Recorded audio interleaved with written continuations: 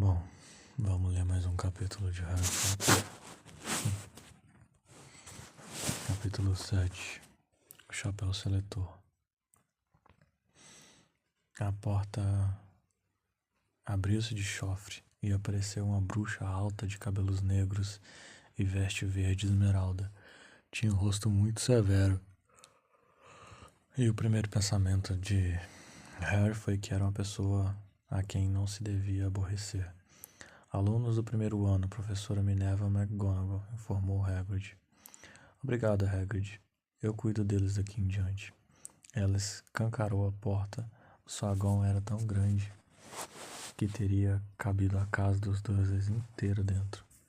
As paredes de pedra estavam iluminadas com achortes, flamejantes como os de Gringotts. O teto era alto demais para se ver, e um a um subiram a imponente escada de mármore em frente, que levava aos andares superiores. Eles acompanharam a professora Minerva pelo piso de lajotas de pedra. Harry ouviu o murmúrio de centenas de vozes que vinham de uma porta à direita. O restante da escola já devia estar reunido, mas a professora Minerva levou os alunos da primeira série a uma sala vazia, ao lado do saguão. Eles agruparam lá dentro, um pouco mais apertados do que o normal, olhando nervosos para os lados. Bem-vindos a Hogwarts, disse a professora Minerva. O banquete de abertura do ano letivo vai começar daqui a pouco. Mas antes de se sentarem, as mesas vocês serão selecionados por casas. A seleção é uma cerimônia muito importante porque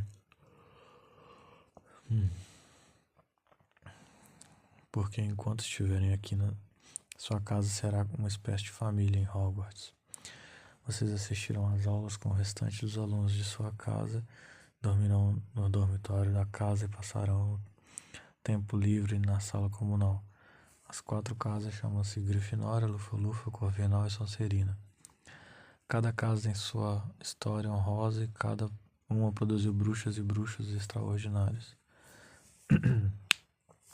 Enquanto estiverem em Hogwarts, seus acertos renderão pontos para sua casa, enquanto os erros só a farão perder. No fim do ano, a casa com o maior número de pontos receberá a taça da casa, uma grande honra. Espero que cada um de vocês seja motivo de orgulho para a casa a qual vier a pertencer. A cerimônia de seleção vai se realizar dentro de alguns minutos, na presença de toda a escola. Sugiro que vocês se arrumem o melhor que puderem enquanto esperam.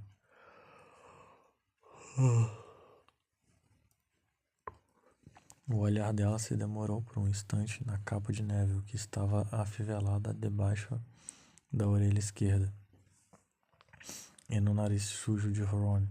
Harry, nervoso, tentou achatar os cabelos.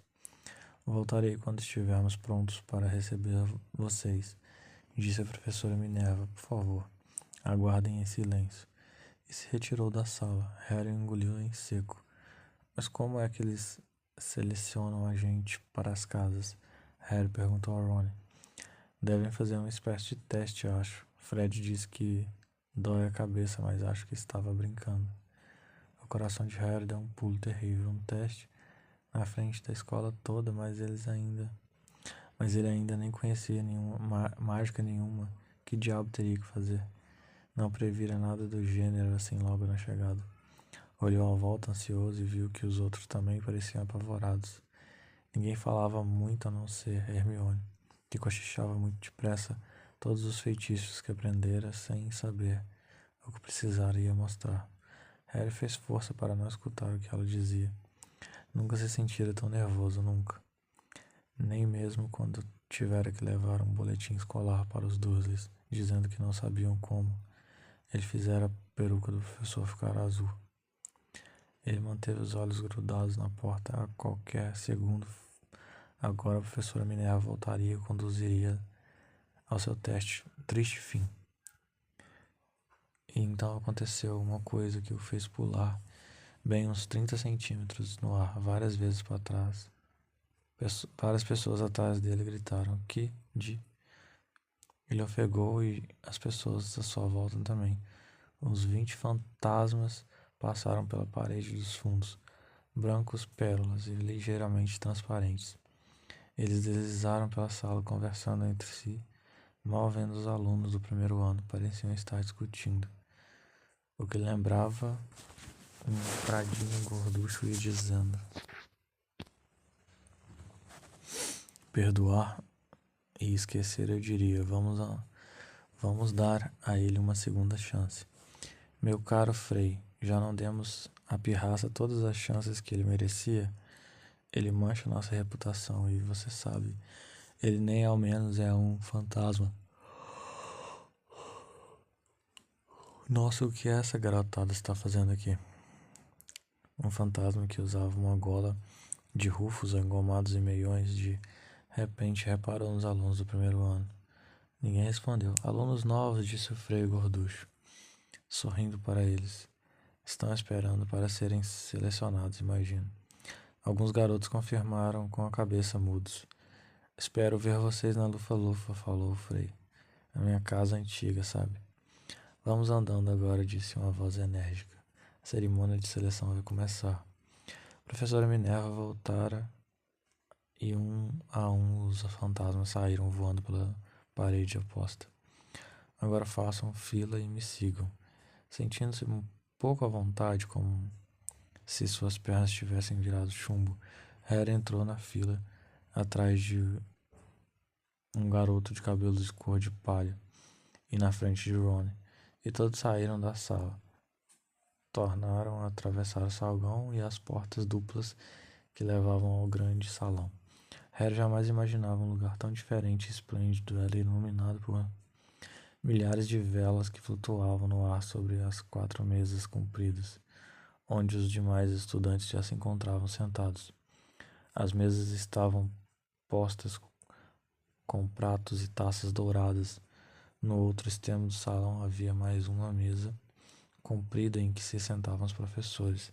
A professora Minerva levou os alunos do primeiro ano até ali, de modo que eles pararam enfileirados diante dos outros, tendo os professores às suas costas. Centenas de rostos que contemplavam pareciam lanternas fracas à luz trêmula das velas. Misturados aqui e ali, os estudantes, os fantasmas brilhavam como prata em volta da névoa, principalmente para evitar os olhares fixos neles. Harry olhou para cima e viu um teto aveludado e negro salpicado de estrelas.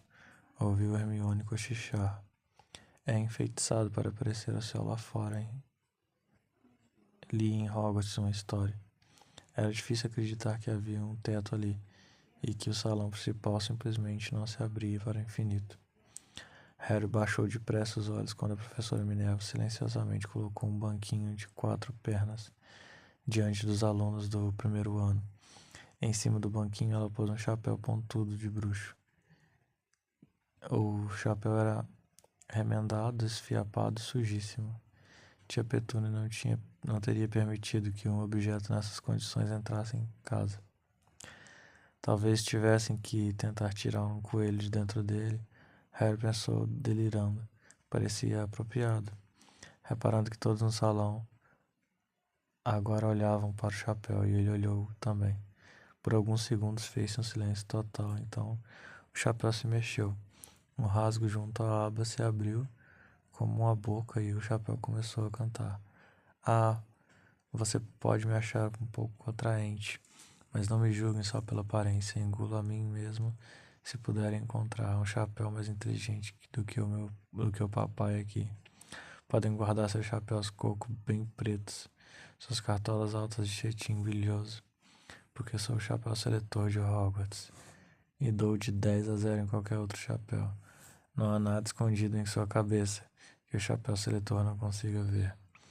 Por isso é só me porem na cabeça que vou dizer em que casa de Hogwarts deverão ficar. Quem sabe sua morada é a Grifinória, casa onde habitam corações indômitos, ousadia, sangue frio e nobreza. Destacam os alunos da Grifinória dos demais. Quem sabe é na Lufa-Lufa que se vai morar, onde moradores são justos e leais, pacientes e sinceros. sem medo da dor. Ou será a velha e sábia Corvinal, a casa dos que têm a mente sempre alerta, onde os homens de grande espírito e saber sempre encontrarão companheiros seus iguais. Ou, quem sabe, a Sonserina será a sua casa, e ali estejam seus verdadeiros amigos, homens de astúcia, que usam quaisquer meios para atingir os fins que antes colimaram. Vamos, me experimentem, não devem temer, nem se atrapalhar. Estarão em boas mãos, mesmo que os chapéus não tenham pés nem mãos, porque sou o único, sou o chapéu pensador. O salão inteiro interrompeu em um aplauso quando o chapéu acabou de cantar. Ele fez uma reverência para cada uma das 4 mesas e em seguida ficou muito quieto outra vez. Então só precisamos experimentar o chapéu, cochichou Ron a Harry. Vou matar o Fred. Ele não parou de falar numa luta contra um trasgo. Harry deu um sorriso sem graça. Experimentar um chapéu era bem melhor do que precisar fazer um feitiço. Mas desejou que pudessem ter experimentado o chapéu sem toda aquela gente olhando. O chapéu parecia estar pedindo muito. Harry não se sentia corajoso nem inteligente, nem qualquer outra coisa naquele momento. Se ao menos o chapéu tivesse mencionado uma casa pra gente que se sentia meio nervosa, quem sabe teria sido sua casa. A professora Minerva se adiantou segurando um longo rolo de pergaminho. Quando eu chamar seus nomes, vocês porão o chapéu e se sentarão aqui no banquinho para a seleção. Anna Abbott, uma garota de rosto rosado, e Maria Chiquinhas, loura, saiu aos tropeços da fila e pôs o chapéu, que lhe afundou direto até os olhos, e se sentou. Uma pausa momentânea. Lufa, lufa, anunciou o chapéu. A mesa direita deu vivas e bateu palmas quando a Ana foi se sentar à mesa da lufa-lufa. Harry viu o fantasma do fradinho gorducho acenar alegremente para ela. Susana Bones, lufa, lufa, anunciou o chapéu outra vez. E Susana saiu depressa e foi se sentar ao lado de Ana. Theobor, Corvinal. Desta vez foi a segunda mesa à esquerda que aplaudiu. Vários alunos da Corvinal se levantaram para apertar a mão de Theo quando o menino se reuniu com eles. Mad Brockerhurst foi para a Corvinal também, mas Lila Brown foi a primeira a ser escolhida para a Grifinória, e a mesa na extrema esquerda explodiu em vivos. Harry viu os irmãos gêmeos de Rony assobiarem. Mila Bulstrode se tornou uma Sonserina, mas talvez fosse a imaginação de Harry, mas depois de tudo que ouvira sobre a Sonserina, achou que eles formavam um grupo de aparência desagradável. Estava começando a se sentir decididamente mal agora. Lembrou-se da seleção para os times nas aulas do esporte em sua velha escola. Sempre fora o último a ser escolhido porque não fosse bom, mas porque ninguém queria que Duda pensasse que gostavam dele. Justino Finch Flatlev. Lufa, lufa. Às vezes Harry reparou, o chapéu anunciava logo o nome da casa, mas outros levavam tempo para se decidir. Simas Finningham, o menino de cabelos cor de palha ao lado de Harry na fila, passou sentado no banquinho quase 1 minuto antes de o chapéu anunciar ele que iria para a Grifinória. Hermione Granger. Hermione saiu quase correndo até o banquinho e enfiou o chapéu ansiosa. Grifinória, anunciou o chapéu. Ron gemeu. Um pensamento horrível correu a Harry. Como fazem os pensamentos horríveis quando a pessoa está nervosa? E se ele não fosse escolhido, e se ficasse ali sentado com o chapéu na cabeça cobrindo seus olhos durante um tempão, até a professora Minerva arrancá-lo de sua cabeça e dizer que obviamente houvera um engano e era melhor ele pegar o trem de volta. Quando Neville Longbottom, o menino que não parava de perder o sapo, foi chamado, levou um tombo ao caminho do banquinho. O chapéu demorou muito tempo para se decidir sobre Neville. quando finalmente anunciou Grifinória. Neve saiu correndo com o chapéu na cabeça e teve que voltar em meio a uma avalanche de risadas para entregá-la a Morad McDowell. Malfoy se adiantou, gingando quando chamaram seu nome e teve seu desejo realizado imediatamente. Chapéu mal tocaram na sua cabeça quando anunciou Sonserina. Faltava pouca gente agora. Mon, Nott, Paxson, depois duas gêmeas, Patil e Patil. Depois Perks, Sarah, então, finalmente Harry Potter. Quando Harry se adiantou, correu um burburinho por todo o salão, com um fogo de rastilho. Potter foi o que ela disse, Harry Potter. A última coisa que Harry viu antes de o chapéu lhe cair sobre os olhos foi um salão cheio de gente se espichando para lhe dar uma boa olhada. Em seguida só viu a escuridão dentro do chapéu. Difícil, muito difícil. Bastante coragem. Vejo uma mente nada má. Há talento, minha nossa, uma sede razoável de se provar. Ora, isso é interessante. Onde vou colocá-lo? Harry apertou as bordas do banquinho e pensou, Sonserina não, Sonserina não. Sonserina não, hein? Disse a vozinha. Tem certeza? Você poderia ser grande, sabe?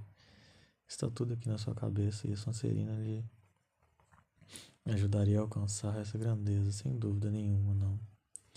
Bem, se você tem certeza, ficará melhor na Grifinória. Harry ouviu o chapéu anunciar a última palavra para todo o salão. Tirou o chapéu e se encaminhou trêmulo para a mesa da Grifinória. Sentia tanto alívio por ter sido selecionado e ter escapado da Sonserina que nem reparou que estava recebendo a maior ovação da cerimônia. Percy, o monitor, que se levantou e apertou sua mão com energia, enquanto os gêmeos Willis gritavam, ganhamos, Potter, ganhamos, Potter. Harry sentou-se de frente do fantasma com a gola de Rufus que vira antes da cerimônia. O fantasma lhe deu uma pomadinha no braço, produzindo em Harry a sensação horrível e repentina de que acabaram de mergulhar num balde de água gelada. Agora ele via bem a mesa principal. Na extremidade mais próxima sentava-se Rubio Hagrid, cujo olhar encontrou o seu e lhe fez um sinal de aprovação. Harry retribuiu seu sorriso e ali, no centro da mesa principal, em um cadeirão dourado, encontrava-se Alvo Dumbledore. Harry reconheceu imediatamente pela figurinha tirada do sapo de chocolate comprado no trem. Os cabelos prateados de Dumbledore eram a única coisa no salão inteiro que brilhava tanto quanto os fantasmas. Harry viu o professor Quirrell também. O rapaz nervoso do caldeirão furado parecia muito extravagante num grande turbante púrpura.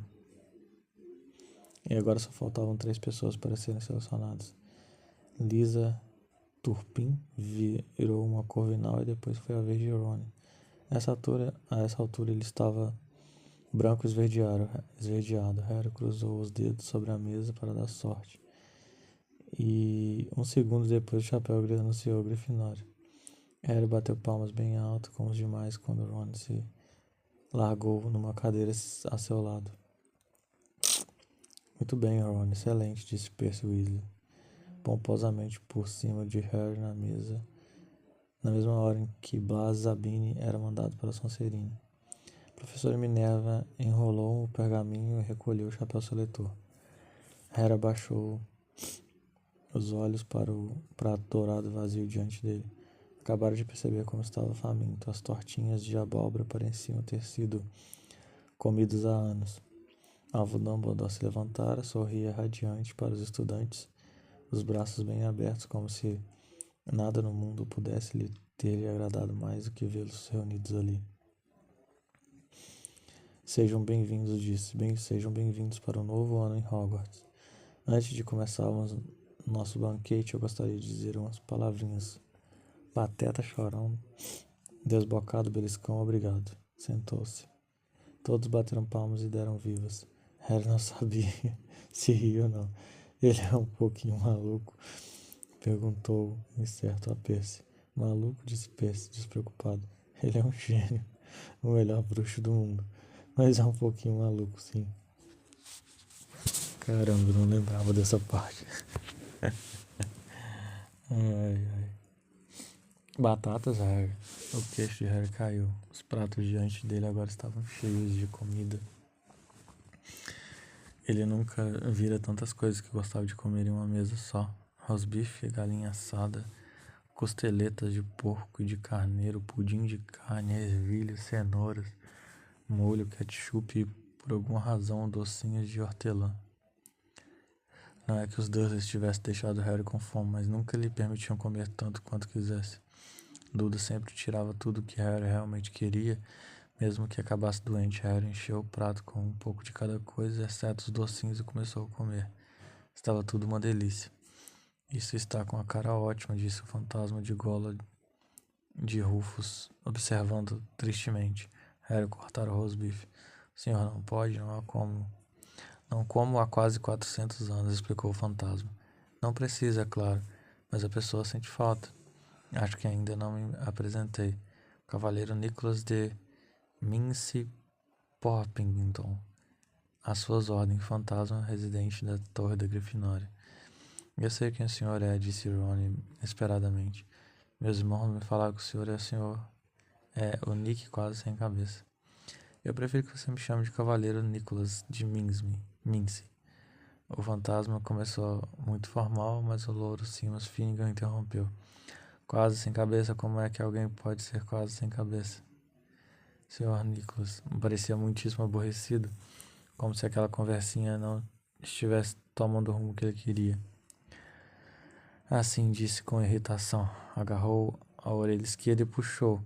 A cabeça toda girou para fora do pescoço e caiu por cima do ombro, como se estivesse presa por uma dobradiça.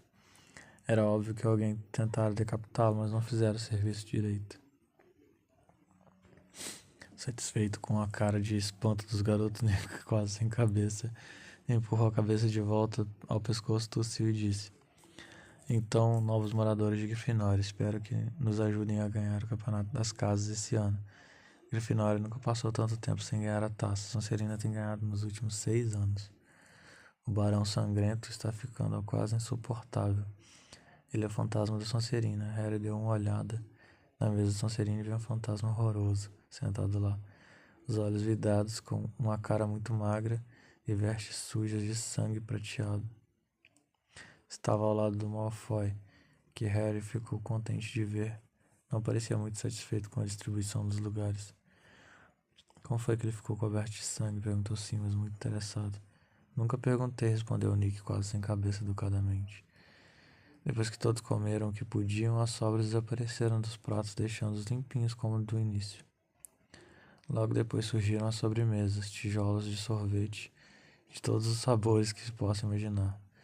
Tortas de maçãs, tortinhas de caramelo, bombas de chocolate, roscas fritas com geleia, bolos de trufas, com calda de vinho, morango, gelatinas, pudim de arroz. Quando Harry serviu as tortinhas de caramelo, a conversa voltou para as famílias. Eu sou meio a meio, disse Simas. Meu pai é trouxa, mãe não contou a ele que era bruxa até depois de se casarem. Teve um choque terrível. Os outros riram. E você, Neve? Perguntou Harry. Bom, minha avó me criou e ela é bruxa, mas a família achou durante anos que eu era completamente trouxa. Meu tio-avô Auge vivia tentando me pegar desprevenido e me forçar a recorrer à magia. Ele me empurrou pela borda de um cais uma vez. Eu quase me afoguei, mas nada aconteceu até eu completar 8 anos.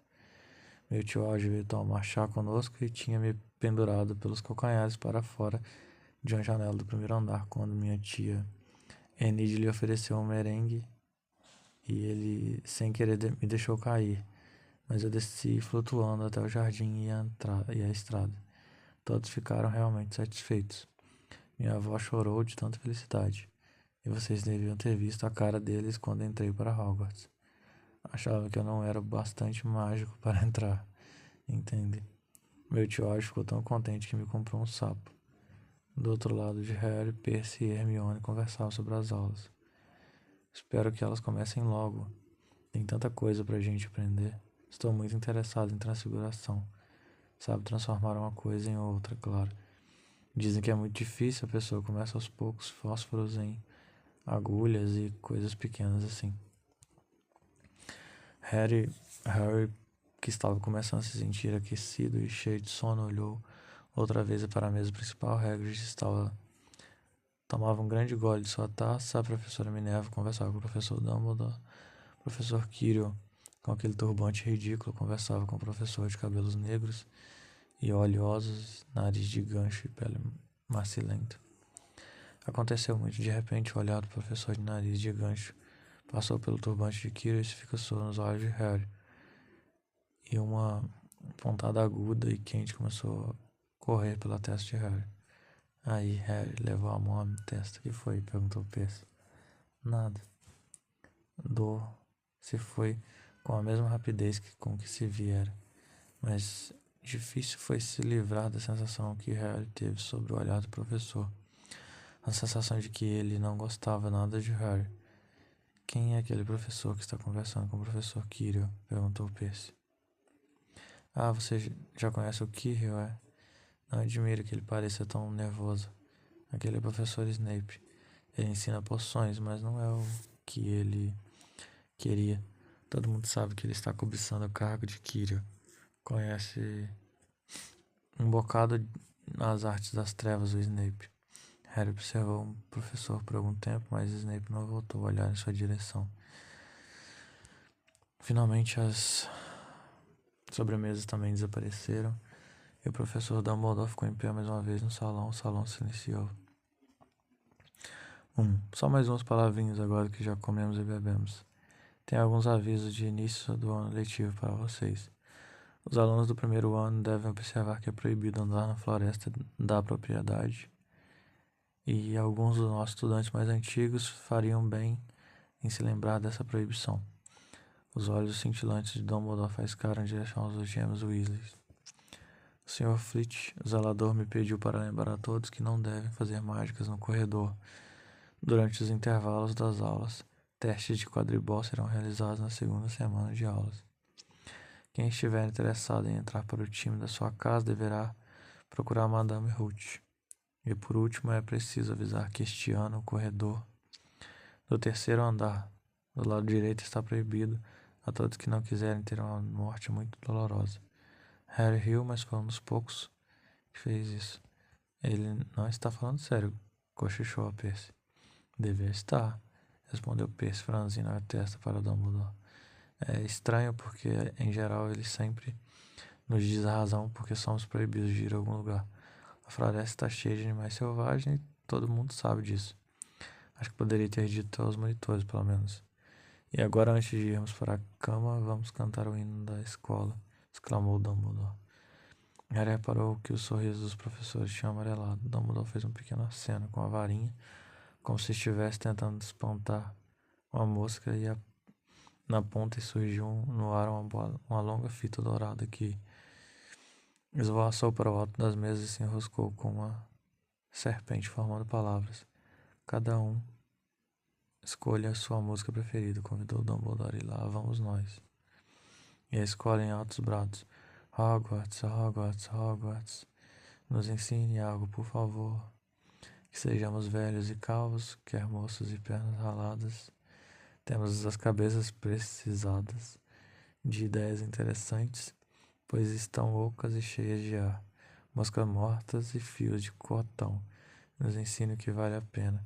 Façam o melhor, faremos o resto. Estudemos até o cérebro se desmanchar.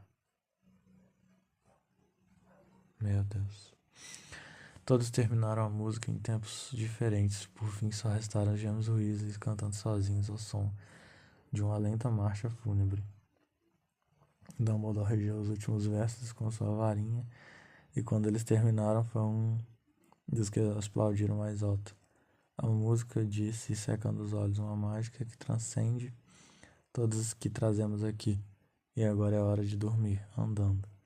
Os novos alunos de Grifinória seguiram Percy por entre os grupos que conversavam.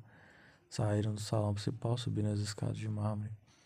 As pernas de Harry pareciam chumbo outra vez, mas só porque estava muito cansado, saciado. Estava cansado demais até para se surpreender que as pessoas nos retratos ao longo dos corredores murmurassem e apontassem. Quando eles passavam,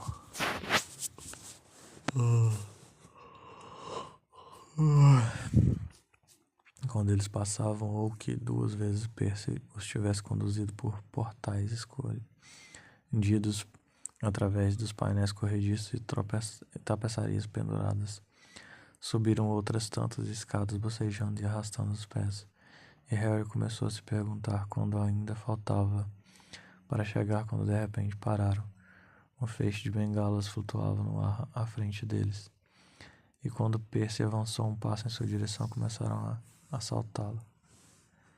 Pirraça, cochichou Percy para os alunos do primeiro ano. Um Pottergeist, e falou em voz alta. Pirraça, calma. Um som alto e grosseiro, com o ar escapando de um balão, respondeu. Quer que eu vá procurar o Barão Sangrento? Ouviram um estalo e um homenzinho com olhos escuros e maus, e a boca escancarada apareceu flutuando de pernas cruzadas no ar, segurando as bengalas. Oh, disse com a risada malvada, calorinhas, que divertido. Mergulhou repentinamente contra eles. Todos se abaixaram. Vai embora, pirraça. Ou vou contar ao barão. Estou falando sério, ameaçou Percy. Pirraça estirou a língua e desapareceu, largando as bengalas na cabeça de Neville. Eles o ouviram partir zunindo.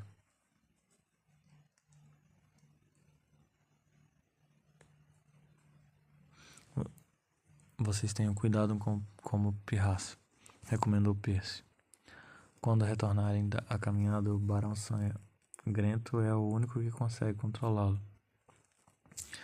Ele não é da confiança dos monitores. Chegamos. No finzinho do corredor havia um retrato de uma mulher muito gorda vestida de rosa. Senha, pediu ela. Cabeça de dragão, disse Percy. E o retrato se inclinou para a frente, revelando um buraco redondo na parede. Todos passaram pelo buraco. Neville precisou de um calço e se viram na sala comunal da Grifinória. Um aposento redondo cheio de poltronas fofas. Percy indicou aos garotos a porta do seu dormitório e aos meninos a porta do deles.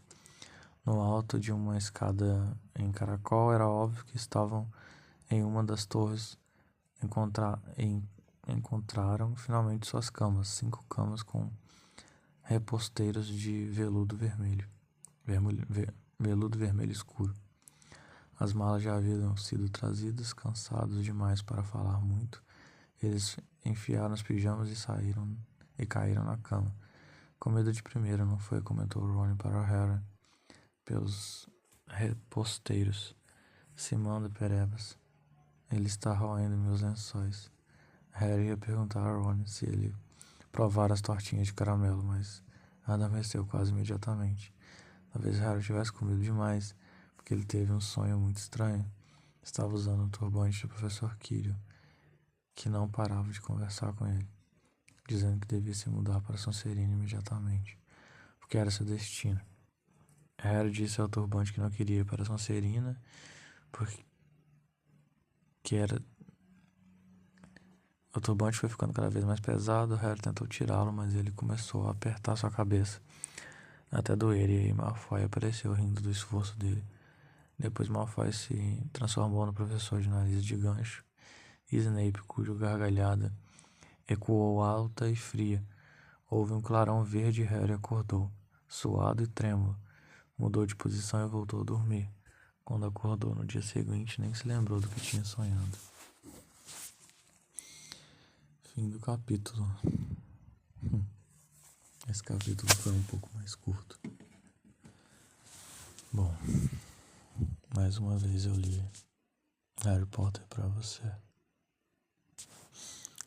Eu queria que você pudesse escutar eu lendo pra você, afinal é uma das coisas que eu mais amo fazer pra você. Espero que você não tenha mais dificuldade pra dormir. Espero que você tenha dormido bem, que esteja dormindo muito, muito bem. Mas se precisar que eu conte história pra você, que eu leia pra você, eu sempre vou querer ler pra você, porque eu te amo. Eu te amo muito.